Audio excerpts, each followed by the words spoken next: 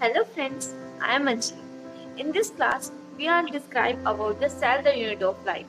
ये हमारा आज पहला लेक्चर है जिसमें हम cell the unit of life के बारे में पढ़ेंगे। ठीक है, इस लेक्चर में हम जानेंगे कि सेल से रिलेटेड कुछ बातों के बारे में और कैसे इसकी डिस्कवरी हुई। तो पहले हम जानते हैं, देखो हम जानते हैं इस अर्थ पे बहुत सारे ऑर्गेनिजम्स पाए जाते हैं।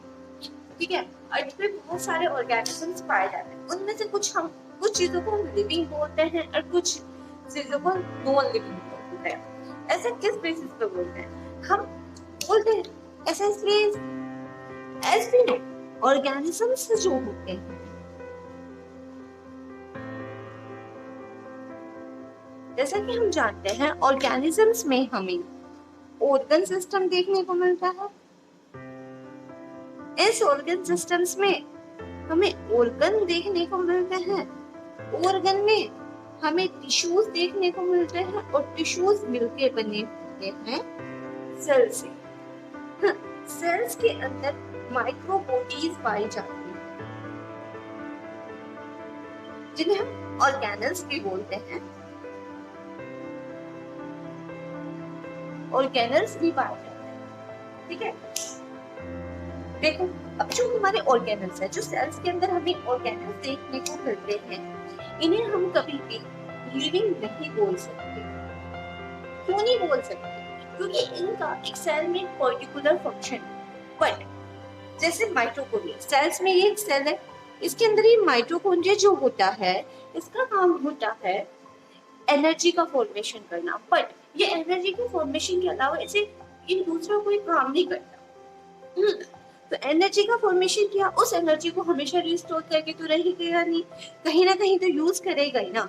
तो और इस माइटोकॉन्ड्रिया को हम इसलिए एक इंडिपेंडेंट लिविंग नहीं बोल सकते। जो सबसे छोटी यूनिट होती है लिविंग की, दैट इज सेल्स। क्या होती है? सेल्स। तो इसीलिए हम सेल्स को बोलते हैं कि फंडामेंटल एंड स्ट्रक्चरल यूनिट है। इसलिए हम सेल्स को बोलते हैं कि जो सेल्स है ये सबसे छोटी, क्या है, स्मॉलेस्ट यूनिट है जिसमें लाइफ एग्जिस्ट, जो लिविंग है। क्या है? जो लिविंग है। और इसलिए हम बोलते हैं इनको कि cell is the fundamental and structural unit of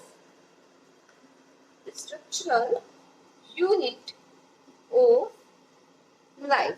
मतलब अगर कोई छोटी से छोटी चीज जिसमें लाइफ एग्जिस्ट करती है, दैट इज सेल। इससे कोई छोटी चीज नहीं हो सकती जिसमें लाइफ एग्जिस्ट करती हो। अब देखो बहुत सारे ऑर्गेनिजम्स हैं अर्थ पर, तो उनमें से कुछ ऑर्गेनिजम्स में एक सेल पाई जाती है, कुछ में बहुत सारी सेल्स पाई जाती हैं। Groups of cells, as we know कि ग्रुप ऑफ सेल्स को, सेम ग्रुप ऑफ सेल्स को हम टिश्यूज बोलते हैं। क्या बोलते हैं? सेम ग्रुप ऑफ सेल्स को हम टिश्यू बोलते हैं। जैसे कि मैंने स्टार्टिंग में बनाया, टिश्यू मिलके ऑर्गन बनाते हैं, ऑर्गन से ऑर्गन सिस्टम, ऑर्गन सिस्टम से एक ऑर्गेनिज्म बनता है। अब देखो, अब ये जो सेल्स है एक सिंगल सेल्स है, इस ऑर्गेनिज्म को बोल देंगे जहाँ पे सिर्फ एक सिंगल सेल्स पाई जाती है। यहाँ पे एक सिंगल सेल ही अपने सारे फंक्शन को इंडिपेंडेंटली कर सकती है, इसे किसी और दूसरी सेल्स की जरूरत नहीं है। ऐसे ऑर्गेनिजम्स को बोलते हैं यूनिसेलुलर ऑर्गेनिज्म। और जिसमें बहुत सारी सेल्स पाई जाती हैं उन्हें बोलते हैं हम multi cellular organisms. Are you got that? अभी तक हमने जाना कि सेल्स क्या होती हैं, कैसे एग्जिस्ट करती है। लेकिन अब हम सेल्स के बारे में कुछ चीजें जानेंगे। जैसे जहां पर हम सेल्स की स्टडी करते हैं, जिस फील्ड में सेल की स्टडी करते हैं उसे बोलते हैं हम साइटोलॉजी। और फादर ऑफ साइटोलॉजी जो हैं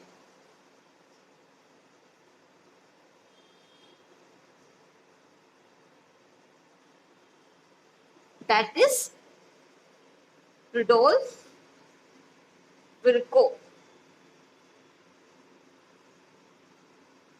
sorry Robert Hooke, it is my mistake, मैंने गलती से बोल दिया और लिख भी दिया, but Robert Hooke.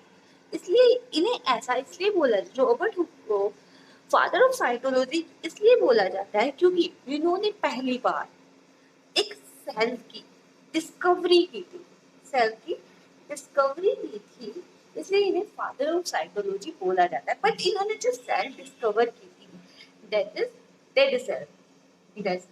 Dead cell क्यों थी वो? डेड सेल इसलिए थी क्योंकि जो इन्होंने सेल डिस्कवर की थी that is specially a cell wall. क्या थी? Cell wall.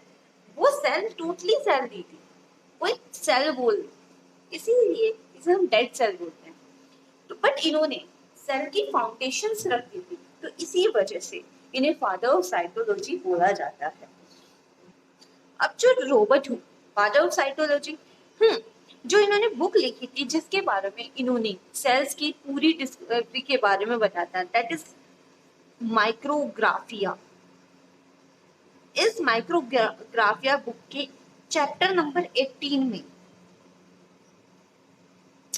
जिसका नाम था ऑब्जर्व, उसमें इन्होंने पूरी सेल्स के बारे में बताया हुआ है, ठीक है। और माइक्रोग्राफिया बुक जो थी उसमें इन्होंने माइक्रोबॉडीज के बारे में बताया कि माइक्रोबॉडीज क्या होती हैं, ठीक है, उनकी एक माइक्रो स्टडी। क्योंकि उस टाइम पे रॉबर्ट हुक के बाद, रॉबर्ट हुक का जो टाइम था दैट इज 17th सेंचुरी।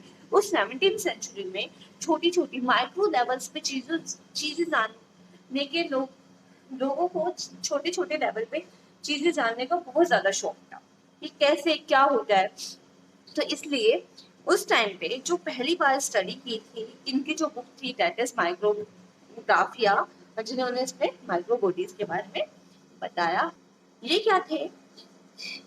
ये एक इंग्लिश साइंटिस्ट थे। क्या थे? एक इंग्लिश साइंटिस्ट थे। इस लेक्चर में सिर्फ हम ये अभी हम थोड़ा सा यही सब पढ़ेंगे, बट नेक्स्ट लेक्चर थोड़ा इंटरेस्टिंग होगा जहाँ पे हम टोटल डिस्कवरी ब्रीफ में बात करेंगे डिस्कवरी के बारे में। ये थोड़ा बोरिंग लग रहा होगा आई नो आप लोगों को, बट यहाँ पे अभी हमें ये जानना जरूरी होता है, ठीक है। Next is father of modern psychology. Father of modern psychology यहाँ पे दिख नहीं रहा है इसलिए मैं इधर की साइड लिख रही हूँ, that is Swanson. Swanson modern psychology के फादर कहलाए जाते हैं Swanson. Indian psychology, father of Indian psychology,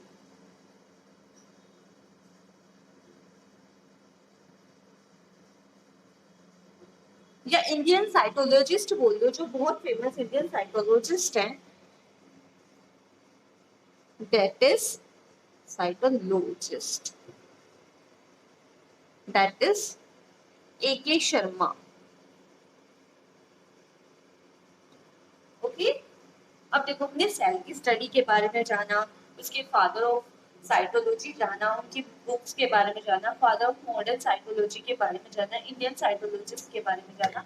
अब बात करेंगे जहां पे हम सेल की स्टडी के साथ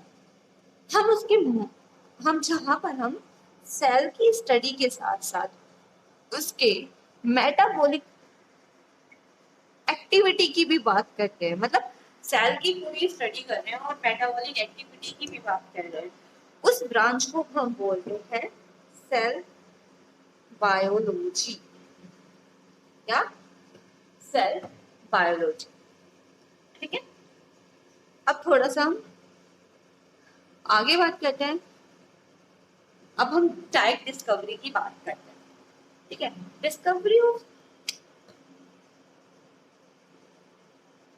ऑफ सेल, हमने कहा बताया था अभी पहले कि डिस्कवरी ऑफ सेल के बारे में बताया था रॉबर्ट हुक ने, ठीक है। ये बात थी 17th सेंचुरी। इनकी बुक कौन सी, अराउंड 1665, इनकी बुक थी माइक्रोग्राफिया, एम आई राइट। वो चैप्टर नंबर 18, चैप्टर का नाम ऑब्जर्व, जिसमें इन्होंने सेल डिटेल दी थी, सेल के बारे में जो भी डिटेल थी वो इन्होंने इसमें दी थी। नेक्स्ट, अब इन्होंने कैसे सेल की स्टडी, इन्होंने क्या किया, कोर्क होती है ना, कोर्क पीस लिया है। कोर्क पीस क्या होता है, स्पेशली कोर्क क्या होती है, कोर्क क्या होती है, एक वुडन पीस होता है, एक वुडन पीस है, एक लकड़ी का टुकड़ा है स्पेशली, उसमें से इन्होंने एक पतली सी स्लाइस काटी। उसमें से इन्होंने एक पतली सी स्लाइस काटी और उसे माइक्रोस्कोप के अंदर देखा।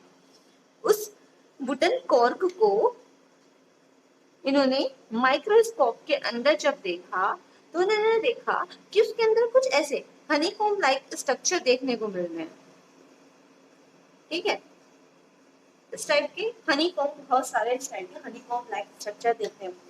तो इन हनीकॉम्ब लाइक स्ट्रक्चर को, क्योंकि ये अंदर से पहले होलो, सॉरी, हनीकॉम्ब लाइक स्ट्रक्चर तो थे लेकिन होलो हनीकॉम्ब लाइक स्ट्रक्चर थे, होलो हनीकॉम्ब लाइक स्ट्रक्चर थे। इन होलो हनीकॉम्ब लाइक स्ट्रक्चर को लैटिन में, होलो जहां भी होलो स्पेस होता है उस वहां पर लैटिन लैंग्वेज में उसे बोलते हैं हम सेल। तो इसीलिए इन्होंने इस होलो स्ट्रक्चर को नाम दिया था सेल। अब जो ये सेल थी, जो इन्होंने ये होलो स्ट्रक्चर, सॉरी, ये जो इन्होंने होलो स्ट्रक्चर देखा, ये जो देखा था, ये स्पेशली इन्होंने सेल वॉल देखी थी, क्योंकि देखो कोर का पीस था, वुडन पीस था, मेन ब्रांच से अलग हो गया तो ये डेड हो गया, तो इन्होंने जो सेल देखी थी वो कैसी, डेड सेल थी। और जो ये जो देख रहे हैं, ये जो होलो स्ट्रक्चर की बाउंड्री, अंदर कुछ नहीं था, that is cell, that is cell wall, that is cell wall. ठीक है, अब ये जो सेल वॉल थी, स्पेशली ये कैसे सेल वॉल थी,